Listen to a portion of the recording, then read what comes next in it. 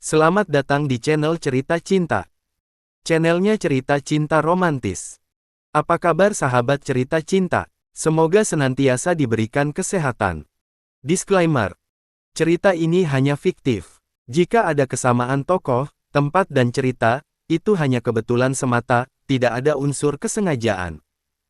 Sebelum lanjut mohon dukungannya dengan like dan subscribe dulu. Dikhianati istri, diganti model cantik bagian ke-34. Udah, mending lu cepat kasih tahu Karina, biar kita yang jaga Bella di sini. Jangan nangis berlebihan terus, kayak di sinetron Derita Istri di Madu aja lu. Ya udah deh, Lisa Blackpink capsus dulu ya Nek. Susanti yang memakai rok mini langsung salto menuju ke masjid. Karina sudah selesai melaksanakan salat zuhur. Namun, masih memakai mukena. Wanita itu terus mengusap punggung sang suami yang sedang menangis karena anak perempuannya belum sadar juga. Cin, bala-bala. Ya ampiyun. Maksud Eikebol, Bella anak you sudah sadar. Terima kasih. Ungkap Susanti yang membuat Karina langsung berlari ke ruangan sang anak. Padahal, ia masih memakai mukena. Perlahan mata gadis yang terbaring lemah itu terbuka. Samar-samar, ia melihat wajah ibu sambungnya sedang menangis terisak. Tangan gadis itu pun kemudian mencoba meraih wajah Karina, untuk menghapus air matanya. Fanny yang sedari tadi berdiri di samping kanan Bella, hanya bisa diam dan mencoba tegar sambil memegang dada yang terasa seperti ditimpuk batu besar. Mama, lirih gadis itu seraya mengembangkan senyuman khasnya. Iya sayang, ini Mama. Kamu jangan banyak gerak dulu ya, istirahat aja. Ayah sebentar lagi ke sini, dia sedang ke ruangan dokter dulu. Mata gadis remaja tersebut lalu tiba-tiba membesar saat melihat Fanny berdiri di dekatnya. Ia pun langsung berusaha duduk sambil marah-marah. Ngapain wanita ini ada di sini Mam? Suruh dia keluar. Bella enggak mau lihat wajahnya. Lu udah janji enggak bakal muncul lagi di hadapan gue, lalu kenapa lu ke sini sekarang? Ayo cepat keluar. Napas gadis itu menderu tidak beraturan. Sayang, kamu tidak boleh seperti itu sama ibu kandungmu. Jangan menjadi anak yang durhaka. Tegas Karina dengan bulu alis yang hampir menyatu.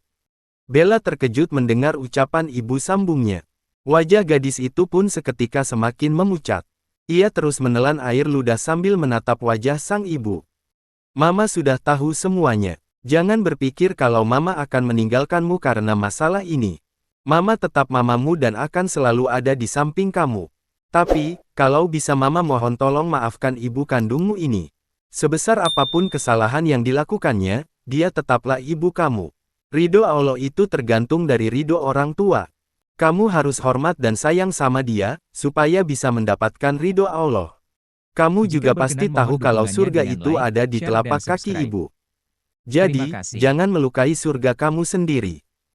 Teman-teman Karina yang menyimak perbincangan antara ibu dan anak itu, langsung saling berbisik-bisik sambil duduk berjejer di kursi ruangan yang bercat putih tersebut. Beb, si Karina bicaranya mendadak kayak Mama Dedeh ya? Iya, pasti karena efek lupa tidak buka mukenanya tuh. Betul, coba kalau mukenanya dibuka, gue jamin pasti bobrok dia kambuh. Susanti yang duduk di samping mereka langsung mendelik. Ya ampiyun, you bertiga sungguh terlalu ya. Harusnya Yu itu terharu karena melihat Bella sudah sadar, Indang malah bergibah. Cacing kermi. Kita tuh terharu, tapi enggak lebay kayak lu. Nangis-nangis berlebihan sampai bibir pakai dimirip-miripin sama patuk ayam kalkun segala. Iya, tapi Yu harus tahu, kalau gibah itu dosa, Bo. Oh, iya, Yu semua tadi denger gak yang Karina bicarakan? Ternyata, mantan istri kakaknya itu adalah mantan istri laki DC. Eike sungguh syok mendengar kenyataan Indang. Coba kalau kisah hidup Karina difilmkan, pasti emak-emak se-Indonesia nangis sayur. Katanya dosa, tapi gibah juga lu. Karina mengusap kepala Bella yang memakai perban perlahan. Kalau ibu kandung kamu tidak ke sini, nyawa kamu belum tentu selamat. Harusnya kamu berterima kasih sama dia. Coba kamu lihat infus di tanganmu. Darah yang menetes dan masuk ke tubuhmu itu adalah darah dari ibu kandung kamu sendiri. Bella langsung mencabut infus di lengannya sambil berteriak-teriak, setelah mendengar perkataan Karina. Bella tidak mau darah wanita itu mengalir di tubuh Bella, Mam. Susanti dan temannya yang lain bergegas membantu Karina untuk menenangkan gadis itu. Tidak lama kemudian, Ridwan datang bersama dokter yang menangani sang anak.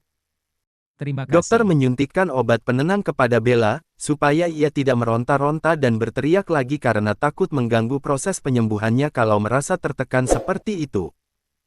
Fanny mana? Apa dia sudah tahu, kalau Bella baru saja sadar? Tanya Ridwan. Matanya menjelajah ruangan itu. Karina juga melihat ke sekeliling. Tadi Mbak Fanny ada di sini kok. Mungkin, dia tersinggung dengan ucapan Bella atau entahlah. Coba kamu cari keluar Mas, mungkin dia ada di luar. Ridwan mengangguk, lalu berlari kecil keluar. Ia mencari-cari mantan istrinya ke semua penjuru rumah sakit, hingga keluar halaman. Mata pria itu lalu tertuju ke seberang jalan. Ternyata, Fanny dan Wati sedang berdiri di pinggir jalan menunggu angkutan umum. Wanita itu keluar dari ruangan Bella, saat semua orang sibuk menenangkan sang anak. Kaki pria itu dengan cepat melangkah menghampiri sang mantan istri. Kamu mau kemana? Bella sudah sadar. Iya, justru karena dia sudah sadar. Jadi, saya akan kembali pulang, balas Fanny dengan nada suara pelan bahkan hampir tidak terdengar, karena tersamarkan oleh suara kendaraan yang berlalu lalang. Titip suci, saya percaya kamu dan Karina akan menjaganya dengan baik. Iya, tapi dia pasti membutuhkanmu, karena kamu itu ibu kandungnya. Mobil angkutan umum akhirnya berhenti di hadapan mereka. Fanny dan Wati kemudian masuk, tanpa membalas lagi ucapan Ridwan. Pria itu mencoba menahan Fanny pergi, tetapi ia tidak bisa berbuat apa-apa lagi. Ridwan hanya diam terpaku sambil melihat mobil tersebut menjauh, lalu menghilang dari pandangannya. Chin, Eike turut bersedih tentang kenyataan soal laki Yu. Tapi, menurut Eike, tuh Lekong sayang bingit sama Yu, sampai Yu masak lupa tidak pakai bumbu aja, tuh masakannya dimakan sama DC. Laki Yu juga setia. Buktinya, setiap digoda sama wanita terseksi di muka bumi yaitu Eike, DC tidak tergoda. Padahal, Yu kan tahu sendiri, kecantikan Eike Indang mampu menggemparkan alam bawah laut. Ketiga teman Susanti terkantuk-kantuk saat mendengarkan makhluk itu mengoceh, sedangkan Karina malah termenung sembari melihat kondisi anaknya. Ya ampun, Yu semua tega ya. Eike dari tadi ngomse menggunakan suara emas Eike, tapi tidak ada yang mendengar. Eike enggak suka gelai. Makhluk itu mencebik, lalu mengerucutkan bibirnya seperti bekicot. Kondisi Bella semakin hari, semakin membaik dan gadis itu pun akhirnya diperbolehkan pulang oleh dokter. Bu Mila menyambut bahagia kepulangan sang cucu di kediamannya. Setelah Bella benar-benar sembuh total, ia kembali lagi menjalankan rutinitasnya sebagai seorang murid dan seorang model. Gadis itu sama sekali tidak mau berhenti mengejar mimpi menjadi model internasional, meskipun sang ayah sudah melarang dengan keras. Tepat pukul 1 siang, polisi menggerebek sebuah apartemen di kawasan Bali. Teman Amel langsung panik dan berusaha berlari. Namun, polisi berhasil menangkapnya. Sial, kenapa mereka bisa tahu kita ada di sini? Wanita itu menggerutu kesal di dalam mobil tahanan polisi. Karena gue yang memberitahukan mereka, jawab Amel yang membuat sang teman menjadi emosi. Lu gila, Mel. Gue enggak mau hidup di jeruji besi. Sergah wanita itu. Kita tidak akan bisa tenang kalau menjadi buronan seperti ini. Asal lu tahu, gara-gara kebodohan lu, gue juga jadi terseret seperti ini. Harusnya lu mikir sebelum bertindak. Amel menggertak temannya karena menyesal tidak bisa mencegah musibah itu terjadi. Sementara Bella terus fokus dengan cita-citanya dan sama sekali tidak mengingat Fanny. Karina dan Ridwan hampir setiap hari membujuk gadis itu supaya mau memaafkan Fanny, tetapi hati Bella seakan sudah beku. Ucapan kedua orang tuanya sama sekali tidak masuk ke telinga apalagi ke hati. Gadis itu semakin naik daun dan terus membangga-banggakan nama Karina sebagai ibunya. Fanny tentu saja sangat terluka. Namun, itu sudah risiko yang harus ia terima karena perbuatan di masa lalu. Terima kasih. Bersambung.